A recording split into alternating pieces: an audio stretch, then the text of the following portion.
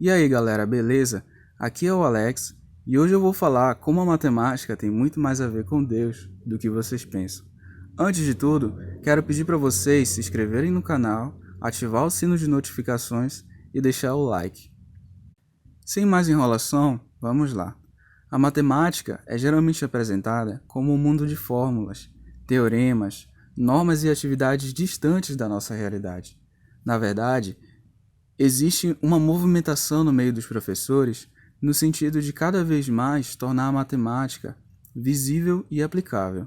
É um esforço necessário, considerando que muitos alunos se questionam: onde eu vou usar isso? Porém, todos, do crente ao ateu, são unânimes quando perguntamos: qual é a relação de Deus com a matemática? Como que a matemática tem a ver com questões religiosas? Faz sentido dizer que Deus existe quando pensamos matemática? Alguns diriam que não, porque Deus está de um lado e a matemática do outro. Mas Vernes Poitras, e eu acho que eu falei o nome dele certo, em Redimindo a Matemática, pretende nos mostrar essa relação da matemática com Deus, partindo do princípio do senhorio de Cristo sobre todas as coisas, localizado em 1 Coríntios, capítulo 10, versículo 31, que diz: assim, quer vocês comam, bebam ou façam qualquer outra coisa, façam tudo para a glória de Deus. Podemos começar com uma afirmação simples para todos: 2 mais 2 é igual a 4.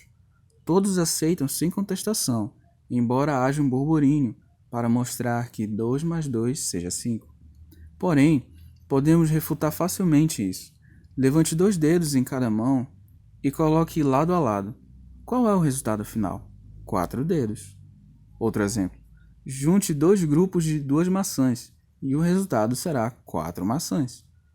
Enfim, de muitas maneiras e em diversos contextos, podemos comprovar esta verdade, que acompanhou todas as sociedades durante a história humana, ainda que não fosse expressa de maneira formal. Todas as pessoas sustentam suas vidas, literalmente, sobre esta verdade, quando erguem casas e prédios. Mas eu te pergunto, já conseguiu perceber alguma relação com Deus com tudo isso que eu disse? Se não, me acompanhe. Quando dizemos que 2 mais 2 é igual a 4, sabemos que sempre foi assim, em todos os lugares. Daí já tiramos pelo menos 2 características: a imutabilidade e a onipresença dessa verdade neste mundo criado por Deus. Também sabemos que, caso o ser humano deixasse de existir, 2 mais 2 é igual a 4 continuaria existindo e sendo assim. Ou seja, é uma verdade que pode ser conhecida, descoberta e está à parte de nós, apesar de estar em nós e exercer autoridade sobre nós. Dessas afirmações surgem outras características. Ela é cognoscível, descoberta, transcendente e imanente.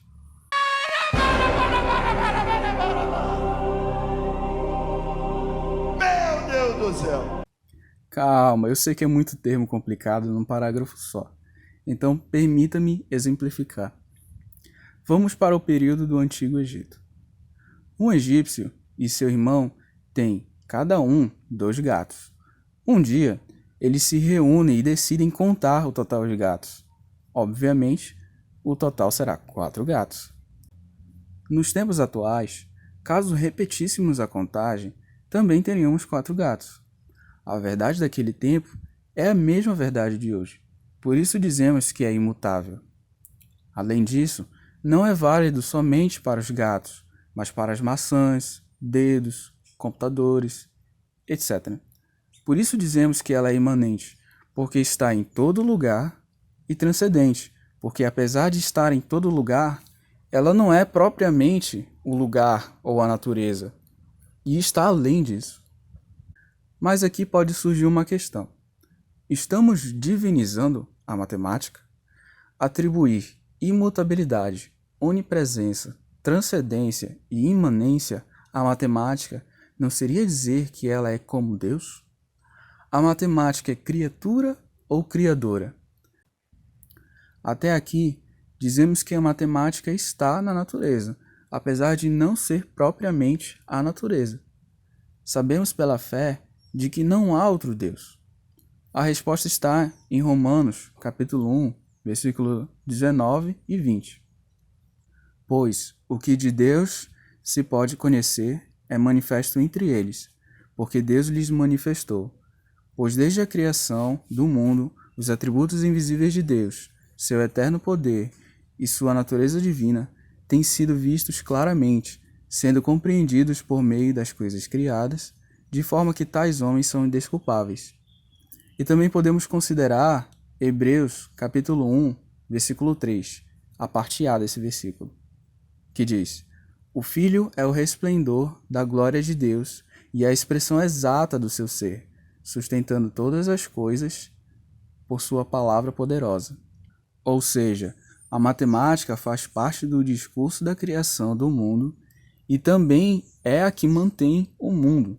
Ela está exatamente aqui, implicitamente, pois ele falou e tudo se fez, ele ordenou e tudo surgiu.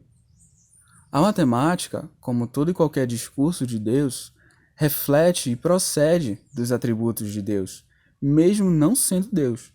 Por isso esses atributos estão presentes na matemática. Mas voltando ao exemplo dos gatos, nos tempos atuais, implicitamente lidamos com 3 perspectivas de John Frame aplicada à matemática: a normativa, que trata das leis; a situacional, que diz respeito ao mundo ou à circunstância; e a existencial, tratando-se dos pensamentos e concepções.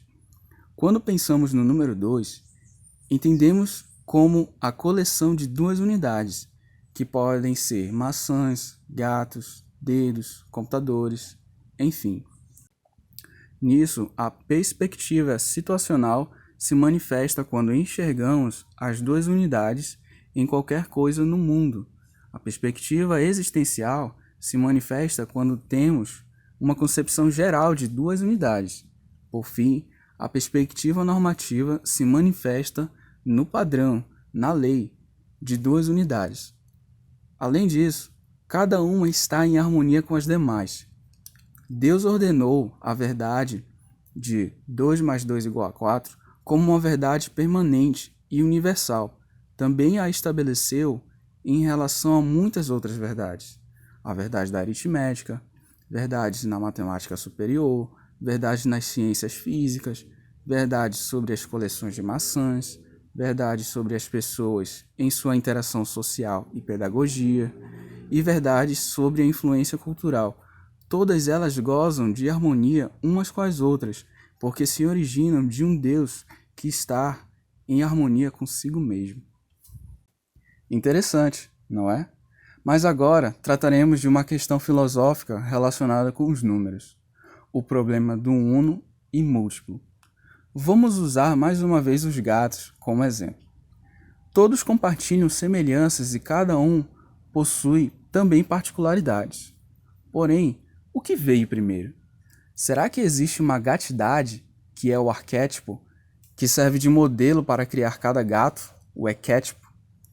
Ou essa gatidade é apenas uma invenção humana que surgiu da observação de vários gatos? E se ainda não percebeu, estamos tratando um pouco de conjuntos. E sim, é aquelas aulas onde tal número pertence ao conjunto dos números naturais, racionais, reais, enfim. Para que um objeto faça parte do conjunto, ela precisa estar em conformidade com as exigências e critérios do conjunto. No exemplo, cada gato é diferente do outro, mas todos compartilham semelhanças que os fazem participar da mesma classe. Isso também acontece na Trindade, onde Deus Pai, Deus Filho e Deus Espírito Santo são pessoas distintas, mas todas divinas. Essa unidade e diversidade da Trindade é o arquétipo, o modelo para todas as unidades e diversidades do mundo, que são os équitipos derivados da Trindade. Eu sei, é muita coisa nova. Mas, por fim, uma outra maneira de relacionarmos Deus com a matemática é através das simetrias. A simetria ocorre quando um tipo de mudança no ponto de vista deixa algo fundamentalmente igual. Encontramos diversas simetrias na natureza. Vamos para alguns exemplos. O corpo humano e o corpo da borboleta. Se passarmos uma linha imaginária, percebemos uma semelhança, ainda que ideal, de ambas as partes. Para essa simetria, chamamos de bilateral. Podemos encontrar também numa estrela do mar, quando a rotacionamos repetidas vezes em certos ângulos. Mas o que isso tem a ver com Deus? Mais uma vez, percebemos que a Trindade ela é simétrica quando, ao mudarmos de pessoa da Trindade, todas compartilham dos atributos divinos, como a onipresença, a eternidade, onisciência, onipresença, fidelidade, etc. Enfim, chegamos ao final desse vídeo e sim, é muita ideia nova num vídeo só. E esse tipo de vídeo exige um conhecimento teológico bom, principalmente teologia cristã. E não é um tema tão bem tratado aqui no Brasil. Eu encontrei apenas o livro do Vernes Poitras e alguns outros artigos que tratam desse assunto de maneira geral, não é nem aplicado à teologia cristã. Mas e aí? Gostou do vídeo? Não se esqueça de se inscrever, ativar o sino de notificações, deixar o like e mandar para os seus amigos. Eu fiz um mapa mental, digital, porque a mão fica ruim, reunindo todas as informações aqui colocadas. Mas Vernes Poitras, espero não ter errado o nome dele de novo, explora muito mais, bem muito mais mesmo, em seu livro Redimindo a Matemática, da editora Monergismo. E, como eu disse, ele vai tratar de vários assuntos, como imagiologia, números irracionais, imaginários, a geometria, a ideia do infinito, etc. Para reforçar o entendimento sobre as três perspectivas de John Frame aplicadas à matemática, eu deixo para vocês um link de um vídeo em que são mostradas algumas funções matemáticas aplicadas à realidade. Tá tudo na descrição do vídeo. E é isso, galera. Valeu e até o próximo vídeo.